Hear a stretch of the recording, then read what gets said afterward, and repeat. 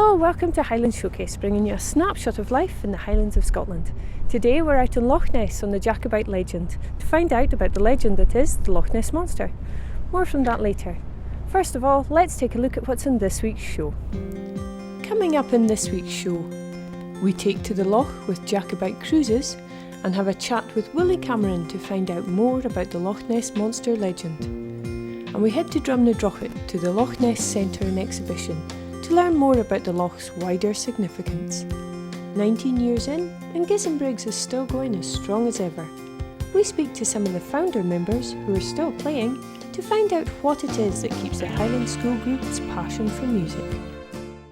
Created over 10,000 years ago, Loch Ness has long been a place of legends. For over 1,500 years, there have been reports of a beast that lived within the dark, peaty waters.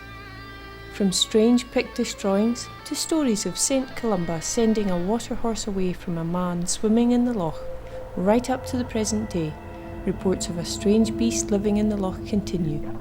I spoke to Willie Cameron about where the legend of the Loch Ness Monster as we know it today came from. So Willie, this is the 80th anniversary of the first sighting of the Loch Ness Monster. Can you tell us a little bit about that? That is absolutely correct. It's the first sighting recorded as far as modern times is concerned, and it was the 14th of April 1933 when a lady called Aldi Mackay and her husband John. Aldi Mackay was the manager of the Drumnadrochit Hotel, the little village just on the banks of Loch Ness, and she was making her way to Inverness along the road we're seeing just in front of us here, and this road was only completed in 1933, so it was a new experience to drive into Inverness. And she saw something towards the loch end on the surface of the water, told her husband to stop the car, and she saw something like an upturned boat on the surface of the water. And when she returned to the hotel later on that day, it was certainly the talk of the village, and eventually, as stories like that did, it wandered its way around the loch side and eventually ended up in the ears of Mr. Alex Campbell, who was the water bailiff at Fort Augustus.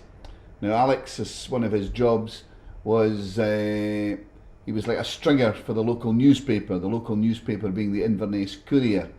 So early in May of 1933, the Courier published an article, A Strange Spectacle on Loch Ness, and it recounted the story of Aldi Mackay's sighting through the words of Alex Campbell. And really after that, the phrase is, I think the rest is history. The story went on and on and on to the phenomena that it is today, attracting over 1 million visitors to this area and worth to the local economy approximately £25 million. So it is a brand by default rather than by design, and is a corporation without any board of management that some of the large companies in the present recession would be delighted to get their hands on.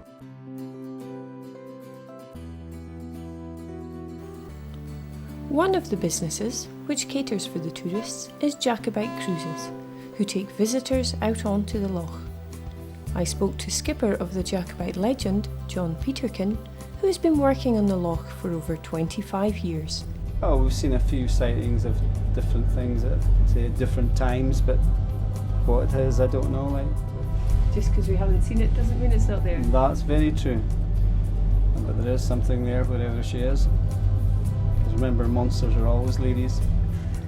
I'll pretend I didn't hear that. You pretend you didn't hear that. So going up and down the loch here, you must see lots of different passengers coming off. Oh, we have a wide spectrum of different people that come from different countries, especially from China, Spain, Germany and Americans. In fact, this year we've had quite a few people from Brazil, and we sort of notice these things when we get, people from different areas, a lot of Indians as well, a lot of people coming from India as well. It's hard to tie it down to one particular country, but we just get all nations coming here. And most people that come here have heard of Loch Ness when they're in school and things like that, and also word of mouth. And I think a lot of people that come back to the north of Scotland on holiday I think it's a must do, is to be on the loch. It's just one of those things they have to do. So hopefully with the Commonwealth Games and that coming up next year, it'll even improve. But this boat is on just now, but we have a bigger boat, it's called the Warrior. It can take 250 people, so that'll be coming on service. That's from next week. So to take the bigger influx of passengers that we hope will come. The route we're on today, we go from the Clansman Harbour all the way up to Achard Castle. That is correct. It takes us approximately half an hour. Some of the passengers get off and visit the castle, and then we collect them an hour later to take them back. Other passengers stay on the boat, and they return back to Clansman within an hour. That's what we do every day. But then one of our other boats, it leaves from Tomnahurich Bridge and comes through the canal where the people can see it going through one of the locks, and then down to the castle. That takes 3 hours on that tour. Yeah, so it's more laid back for the people that want to do that. Now the loch itself, I presume different days, it reacts differently to you as well. Oh yeah, it's an hour can make a difference in the loch. It can be flat, calm 1 minute, and then it can just raise its ugly head the next minute. But thankfully, it doesn't happen too often, So most days it's pretty good, like. And it can be quite a misty and mysterious place here. Yes, but it's just nice sunny days. That's what brings the people here, and the scenery is quite spectacular on these days. Like with the different colours of the trees and everything surrounding the loch, it makes it, And we're very fortunate that they do come here because it keeps us in a job, and we're very thankful for that. But we always find that most of the people that come here really enjoy it, and which is quite good for us. So, yeah, it's a good place to be. It's a good job as well.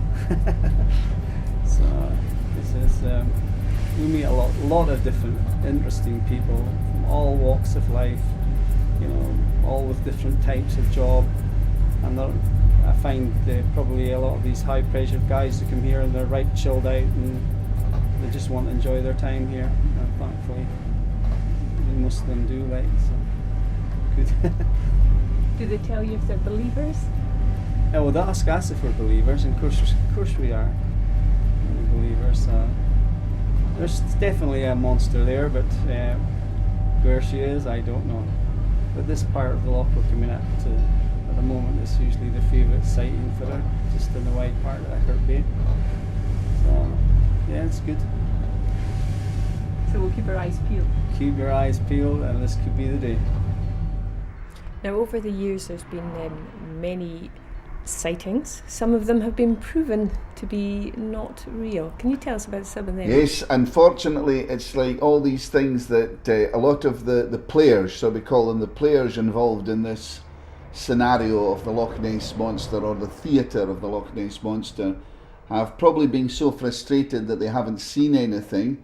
Not saying that there is nothing there, but just in the periods of time that they haven't seen anything, that unfortunately they have created their own monsters by, I think the best way to describe it is by hoaxes.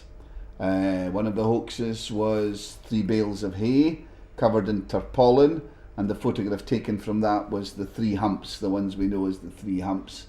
The other classic photograph is the long neck and head, and accredited to an eminent surgeon, R.K. Wilson, and that again has been disproved completely false. It was built up of a toy submarine from Woolworths and a plasticine head, and the people that were behind the hoax felt that if they got an eminent surgeon, Mr. Wilson, to put his name that he took the photograph, would it give it a credibility that would be recognised by the world, and certainly by a national newspaper in this country took it on board, published the picture, and it became known as the surgeon's photograph.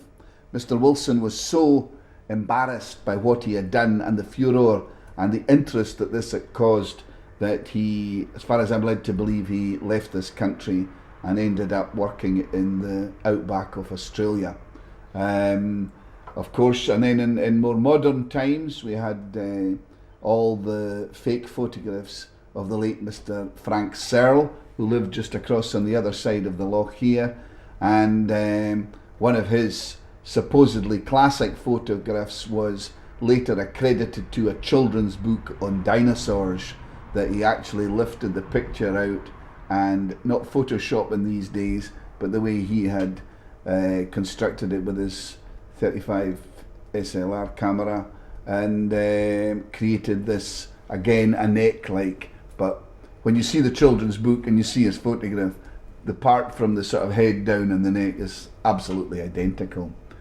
So yes, as far as faking is concerned, but that still doesn't take away from the possibility or the fact that many eyewitnesses have seen something that is, and I can honestly say, because I've spoken to many of them, that is most peculiar and totally unexplainable.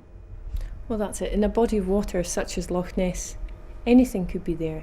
Now, you have personal experience of a sighting. Yes, I as you say, a body of water that is 24 miles long, about 1.5 miles wide at the widest point down at Urquhart Bay, and approximately 750 feet deep, 250 metres deep.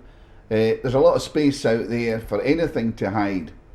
But my own personal experience relates to my late father, who on June the 15th, 1965, whilst fishing on the other side of the loch along with a friend of his, Mr. Willie Fraser, the time was June, of course it's still bright late at night here. In fact, we have very, very little darkness, just maybe an hour and a half of real true darkness. So at 10:30 at night, it was probably just as bright as this. In fact, this would probably be the sort of conditions we're looking at today would be very, very similar to 10:30 in June. He saw an object which he thought had risen out of the water just off Urquhart Castle. But the wind was coming from Fort William down towards Inverness. It was coming from the west, and the object was floating with the wind. He thought initially it was something like a big petrol tank or a diesel tank had fallen into the loch and was just floating down. But as it came into his own line of vision, he felt that there was a bulk end and a narrower end, that it was actually rotating, because one minute the bulk end is on the left hand side and the next minute the bulk end is on the right hand side. So he felt it was rotating, but it was still going with the prevailing wind which was coming from the west. So he alerted his friend Willie Fraser to say that this object was going to come ashore about 400 to 500 yards south of him, the way the direction, what he could see of him. But when it came into his own line of sight, as I say, he felt it was turning, and then the most amazing thing, it took an arm out into the loch and then went against the wind, which showed it had found some form of propulsion, either mechanical or animate. By this time he was so intrigued with what he saw, and Willie Fraser equally intrigued, that they attracted the attention of two people in a caravan in the lay-by above where they were fishing. So they brought them down to the loch shore to see and observe this object. Now sadly, they didn't have a camera to photograph this, and my father, being interviewed many years later, said you don't go fishing with a camera, you go fishing with a fishing rod. But unknown to him, on the other side, on the northern shore, the shore we are on at the present moment in time, there was a man called Holiday who was spending his summer with the Loch Ness Phenomena Bureau of Investigation. And he saw the object, and he also picked up the people on the other side of the loch. And I think there was about 4 or 5 people with him that saw it as well. But to this day we don't know who they were. But anyway, after a bit of investigation, he tracked my father down, and my father managed to sketch and draw what he had seen that night. But the interesting thing relative to the subject of the phenomena of the Loch Ness Monster, from my own father's point of view, was he came from a legal background. So his take on it was, although the scientists say categorically there is nothing there, never has been, never will be, that loch is empty, there are no creatures that the eyewitnesses are seeing. My father's argument was, well, if I saw it and 9 other people saw it, if you take that under rules of evidence in a court of law, that 9 witnesses to an incident at that time, at that locus, whose evidence was corroborated by a third party, namely the Mr. Holiday I talked about, who gathered all the evidence together and printed it in a chapter of his book, The Great Orm, My father said that that would stand up in court of law in anybody's country, your country, my country, anybody's country. 9 witnesses to an incident categorically would find in the positive. He never ever said he saw the Loch Ness Monster, but he said he saw something that had a power source because it went against the headwind. But better than that, 9 other people saw it. In part 2, more from Willie Cameron, and we visit the Loch Ness Centre and Exhibition.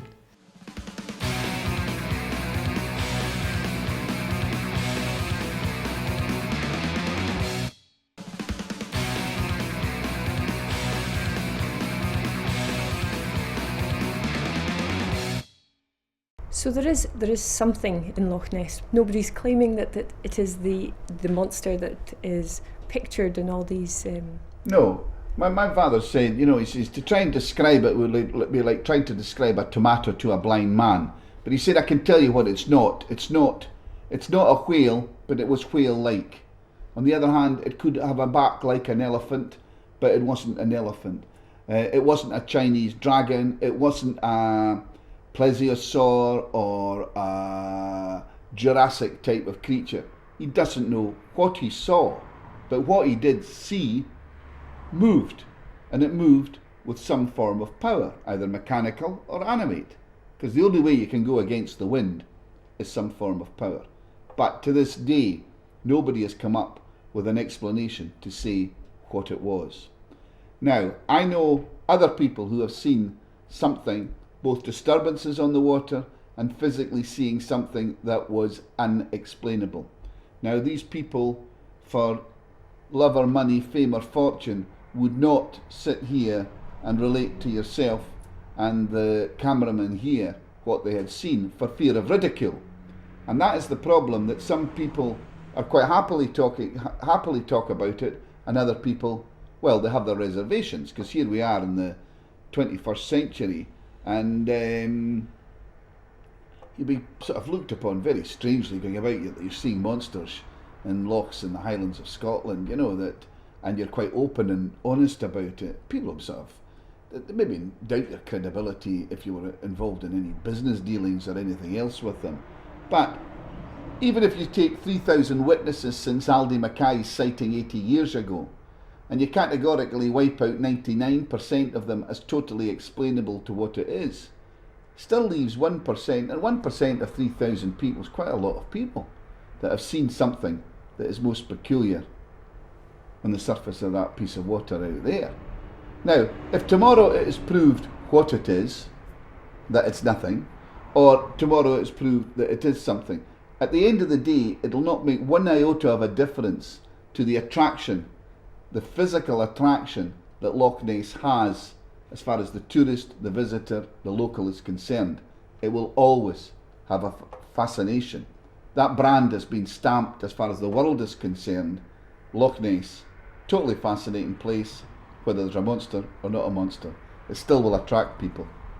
Well, that's it. Non-believers at the moment come to see the loch. Absolutely. Non-believers come, and people that want to see something.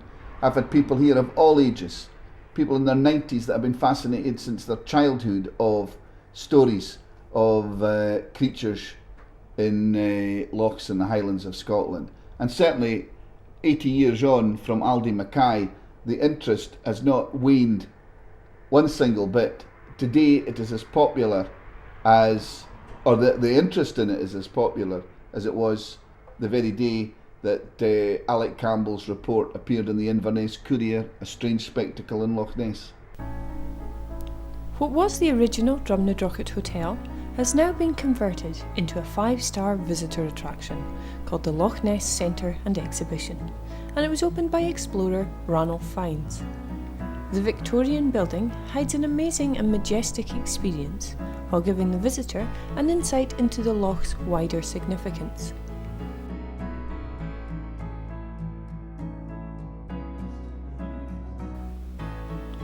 Taking you from the birth of the loch through to the present day, including exhibits such as the suit worn by Lloyd Scott on his marathon underwater walk in the loch.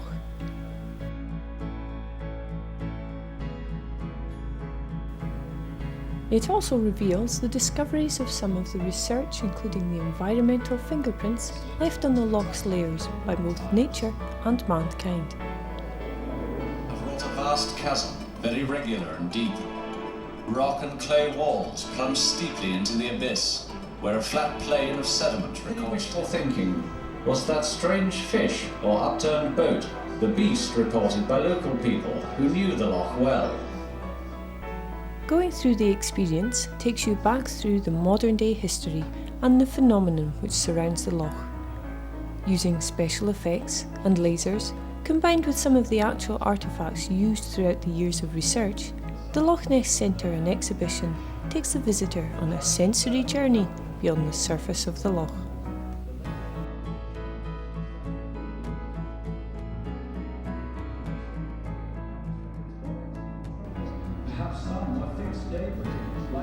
Whether you're from Drumnadrochit or Delhi, a visit to the Loch Ness Centre and Exhibition will challenge what you thought you knew about Loch Ness.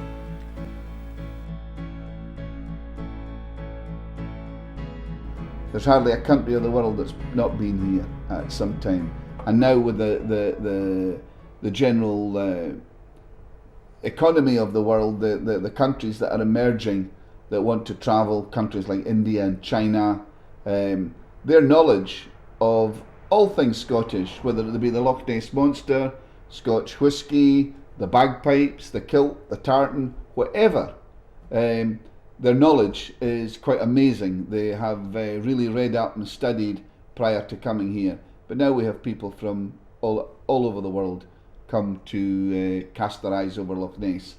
And the Australians that come here, they want to take it one stage further by immersing themselves in the loch. And all these Australian backpackers just head down off the pier there, get their kit off and straight into the water, because that is something they've got to do in their rite of passage, is come to Loch Ness and go skinny dipping. Looks a bit chilly for me to go Very in. chilly. It's between 5 and 6 degrees winter and summer. Believe you me, it's even if I was Australian all the way through, I don't think I'd take my kit off and go into Loch Ness. Although there may be no monster, there may be a monster. There is something magical about the place. Totally. I've had people from all sorts of people from all over the world, from conceptual artists to film stars to spiritualists to Buddhists to people that believe in other things, and there's very, very few of them. I couldn't say one that's been in my company that has left here not feeling that they've had a magical experience in a wonderful place. And as our little village down the road used to market itself many years ago, Loch Ness is more than a monster. Loch Ness has been a place where many people have come for many different reasons. Yes, many, many different reasons. Over and above the tourists, the other thing too, which is great, is that people want to get married here. It's a very, very popular Urquhart Castle down at the far end of the loch there, a very, very popular venue for people getting married.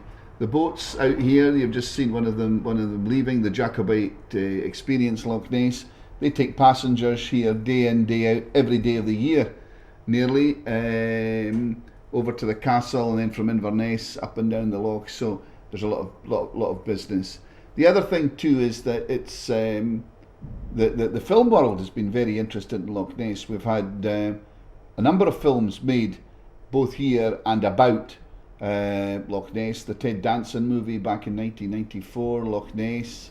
We had gone back even to the 60s, a take on of one of the Carry On films, Adam Faith, Sidney James with What a Whopper. Just further up the road and using the Loch Ness story was the great film director Billy Wilder's film, The Private Life of Sherlock Holmes. We had a Patrick Bergin movie, Evil Beneath Loch Ness. We had the great film director Werner Herzog taking part in a movie, Instant at Loch Ness.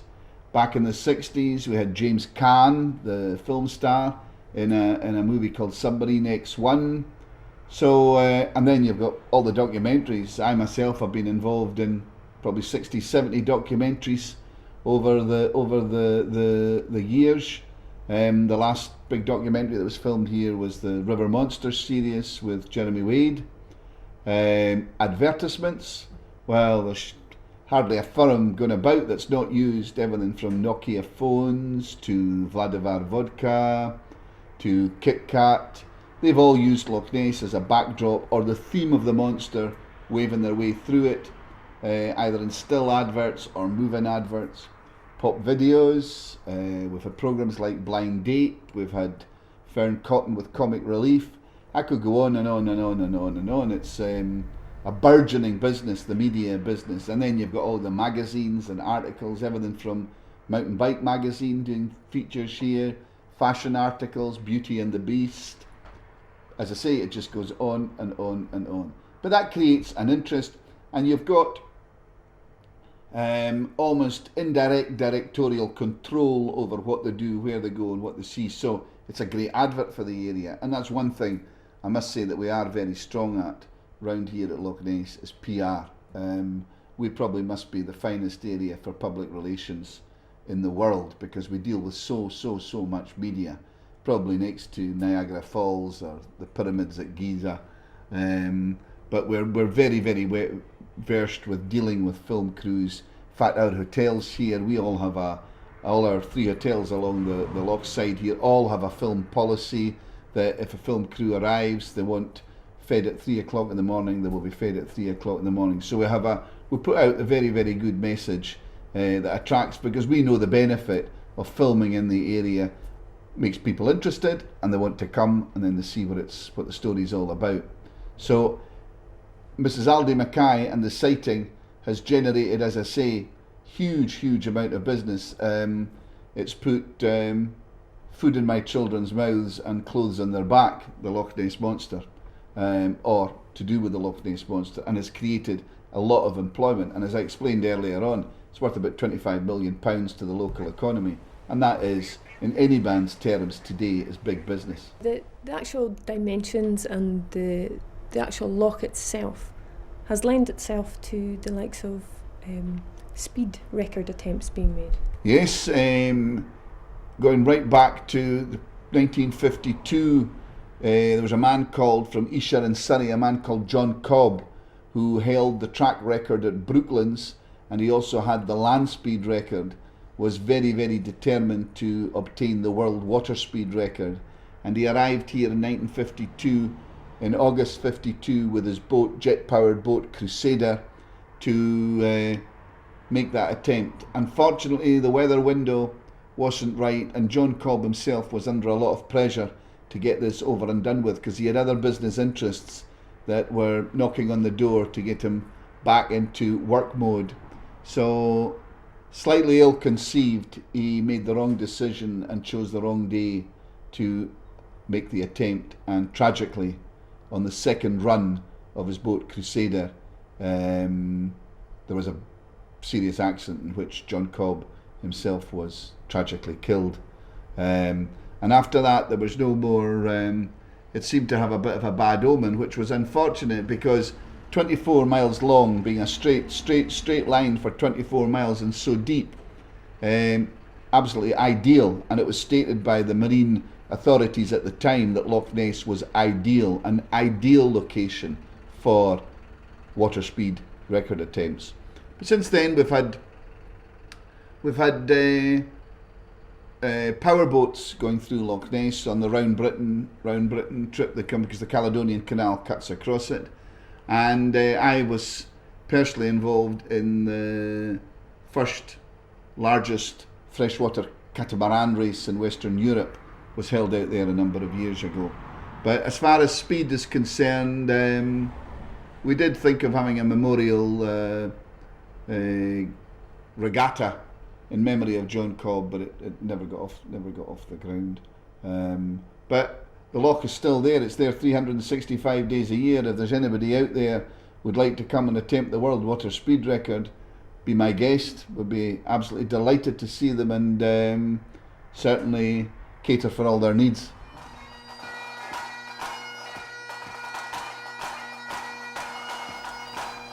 Giz and Briggs is a music group based in Tain Royal Academy. with the aim of the group to encourage young people to be involved in traditional music, both instrumental and vocal. The group has played in many different venues, from the opening of the Scottish Parliament to the State Capitol building in Montana, from Eden Court Theatre to many barns at various ploughing matches. Having recently held their annual Fiddlers' Rally, where they welcomed guest artists, one of who was the daughter of the founder, Tane was once again treated to the sounds of Giz Briggs. The name Giz Briggs is from the sandbar at the entrance to the Dornoch Firth, which links the two areas that members of the original group came from, Sutherland and Rossshire. According to tradition, the Giz Briggs is the remains of an attempt to build a land bridge from Rossshire to Sutherland. One local legend tells that the chief of the Clan Mackay was sent a box of worker fairies to build the bridge. The messenger carrying the box was forbidden to open it, but curiosity got the better of him, and he did. He was immediately surrounded by fairies who all cried, "Work, work, work." The quick-witted messenger sent the fairies to weave ropes of sand, a task which is, of course, impossible to do. It is said the fairies are still there, toiling away in their never-ending task. Going strong 19 years in, we're going to find out more about how Giz Briggs has helped the school pupils develop into a musical family from the key teachers within the group, and why it seems to be getting bigger and better every year. Join us after the break for more from Giz Briggs.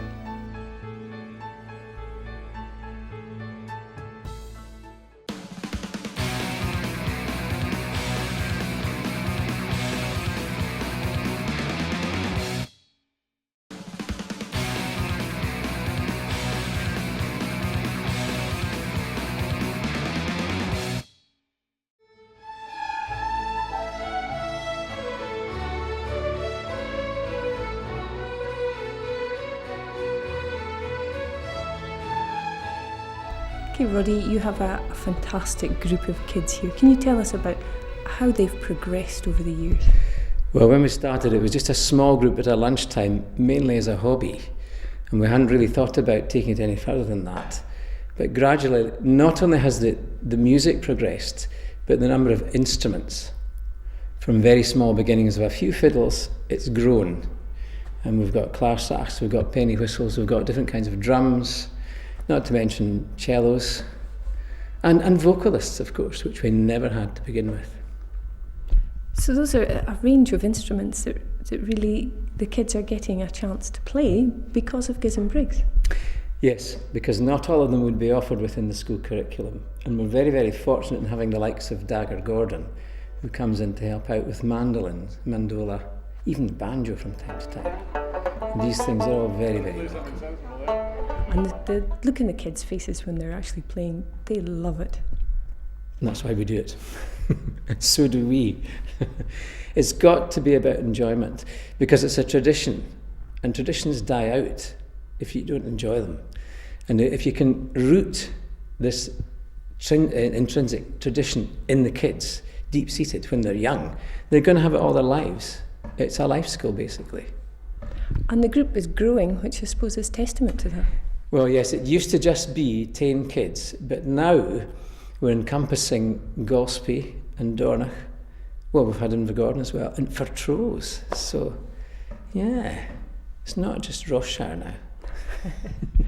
So you're growing the traditions here. Well, yes, there's always been a very strong tradition of music making within the school at Tane, but we feel that we're reaching further with this traditional music. And I say traditional in the broad sense because some of the sets that we do with the variety of instruments aren't strictly speaking traditionals, but it's broadening traditional music, shall we say. And also breeding creativity with some of your very own. Yes, well, that's also in liaison with Fèis.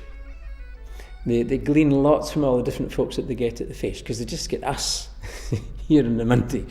But the more playing they do in different places, the more people they meet, and thereby more styles, more tunes, different ideas. And Giz Briggs is benefiting from that too. Ah, very much so, yes. So Jimmy, you've been involved in Giz and Briggs since the very beginning. I have, Heather, yes. It started in this room 20 years ago, basically, in this very room on a Friday lunchtime, just a few of us getting together to have a wee tune.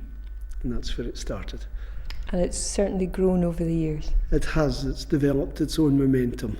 It took us a few years to get going. I think it was Debbie in the first place who suggested we do a fiddlers rally, and we thought, you've got to be kidding, who's going to come and pay and see us playing? But there you go, we've just done our 19th, so they're going down quite well. It's become very much a community event, and it's just lovely the way that the community embrace us, possess us, take over, have taken to us. It's great.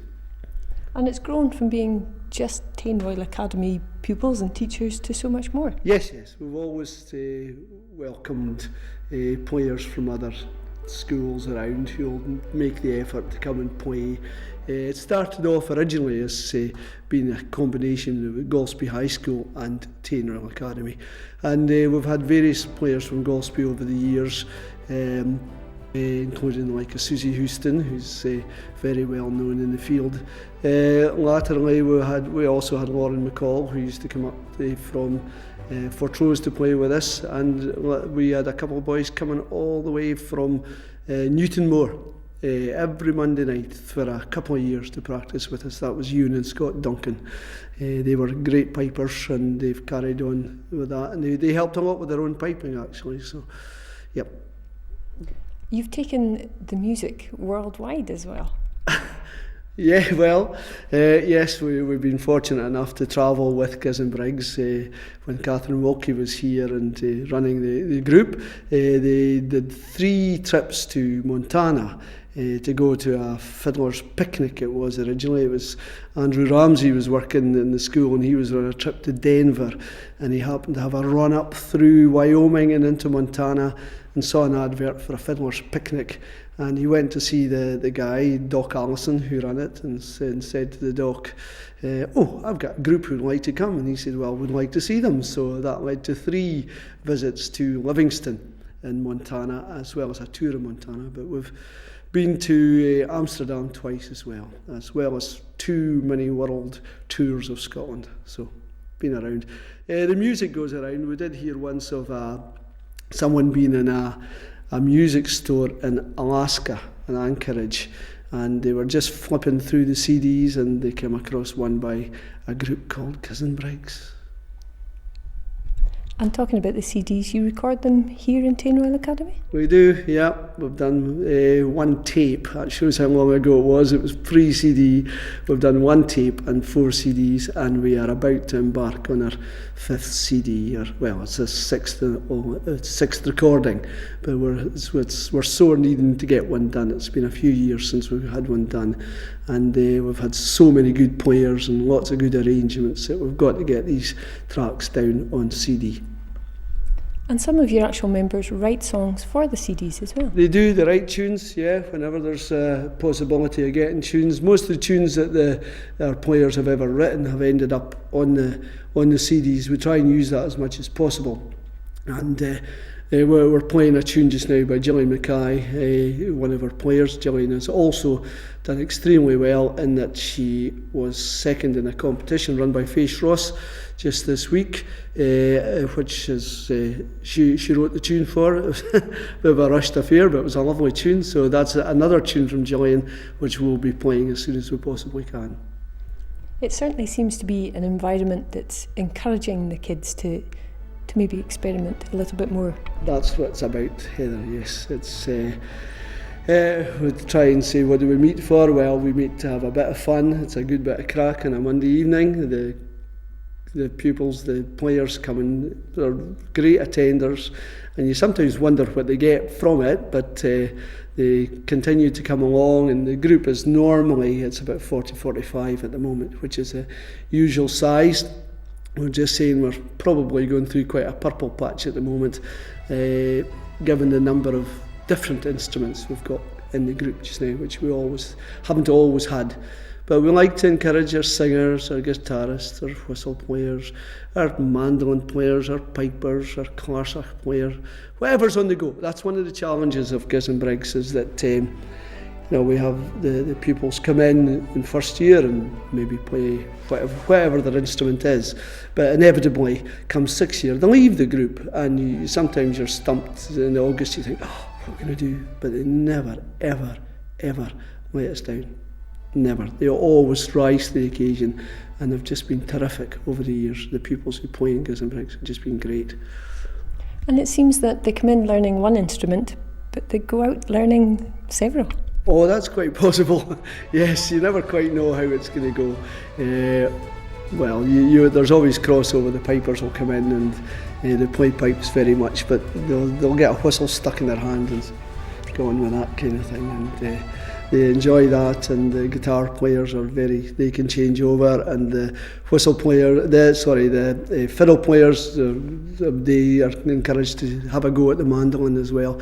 We have our own mandolins, we have our own, we don't have all the instruments, but we have, we have some things just to give the kids an opportunity to have a go at, first of all. So Debbie, you've been involved with Giz and Briggs from very early on, and in fact it was yourself that suggested the very first Fiddlers Rally. Yes, we were looking for ways of raising money to go on a trip to Montana in the summer. So the Fiddlers Rally we thought was a good way of raising a bit of money for going. And things have really taken off since then. Yeah, they certainly have. I mean, who would believe that we would get to our 19th Fiddlers Rally? And it's amazing that we managed to do that, and it's been so well supported by the local community over the years. And from that first trip to Montana, you've gone on to more trips? Yeah, we've been to Montana 3 times altogether. Been to Amsterdam twice, done a couple of wee Scottish tours. So yeah, we've done not too badly over the years. Now the kids themselves, they really make the essence of Giz and Briggs. Oh yeah, they do. They're very enthusiastic. They work really hard. They turn up every week to rehearsals. We never have to chase them to go out and play anywhere. They're great kids here. So the kids seem to be able to change from one instrument to the other as well. Yeah, there's quite a number of kids now that play a few instruments, and very, very easily change between them, which is lovely now that they're able to do that. So some of the kids have been inspired by the likes of yourself and Roddy as well. Well, that would be nice to think that they have been, but they're just very, very keen and enthusiastic, and they're such a very kind of close-knit friends within Giz and Briggs, and I think because they all have the same interest, it helps with them keeping up their playing and their practicing. Can you tell us how long you've been involved? I've been involved in Giz and Briggs for 4 years. I was lucky enough to get invited to the rally by Debbie. I originally played in a youth group called Junior Strings, which is also run by Debbie. She's quite volunteering and runs a lot of groups. So it's very lucky of me to be in Giz and Briggs. So what is it that you get from Giz and Briggs, as well as the music? Oh, well, the music itself is great. It sounds brilliant. But just the friends you make, you get chances to, well, not only meet the friends in Giz and Briggs, but when you go out to play the fiddle with other people, you get to meet so many people with the fiddle. It's unbelievable. We started the Junior Fiddlers Rally 4 years ago to give the primary kids something to play in. They were very interested in fiddle music, but the Giz and Briggs Rally was obviously pitched at a wee bit too high a level for them at the stage they were at. So the primary rally kind of fills that gap. And it means that the kids, when they hit into first year from primary school, they've already got repertoire fiddle tunes that they're really comfortable with and know really well. And we find that they slot into Giz and Briggs in their secondary school years a lot more easily after having done their rallies in the primary school. So it's a good progression from primary right up till they leave in 6th year. And it's nice to see them progressing over the years. And it's these things that kind of keep them practicing, give them incentive to work. And it's, I suppose, important to keep these traditions going with the Scottish music. Yeah, I think it's very important in this area. There's a very strong interest amongst the kids in Scottish traditional music and fiddling especially. So yeah, it's very important in this area to keep the culture alive. So what's next for Giz and Briggs? Big year next year. Next year we'll be 20 years old. So for our 10th anniversary we went to Edencourt and we sold out for that, and that's 817 seats, which was a bit of a thrill, a big surprise to Eden Court, to be honest, but a big thrill for us. So we're doing the same next year on June the 14th, so we're hoping to fill Eden Court once more. So, and we've just this weekend heard the possible opportunity of playing at the Highland show this year in June, so we'll look forward to that if that comes off too. So doors are opening everywhere for Gizenbriggs. Hopefully, yes. That's we need the opportunities. It's a great leveler, though. It's and the kids. Last week we played in our own Fiddlers Rally in the town hall in Tain, and we played to a hall of 360 people. And we normally sell out. We didn't quite this year, but normally we sell out completely. And then on Friday night we went to play in Nig Hall, and we played to 20 people, I think. So you never quite know what's going to happen, but that's part of the fun of it. And we had a nice wee ceilidh, and the people in Nig welcomed us very, very much. That was for the Nig Trust, and we had a nice wee ceilidh, and the kids all had a smashing dance after it, so that was fine. The basis of it all is enjoyment. If you don't enjoy something, you're not going to smile. You're not wanting to do it again. So therefore, the more often you do it, the more comfortable you become, even with something a bit more difficult or something different, but it becomes part of you. Because the instruments, in many cases, become an extension of the kids' personalities. And we view Gizenbriggs as a musical family, not just a group, but a musical family.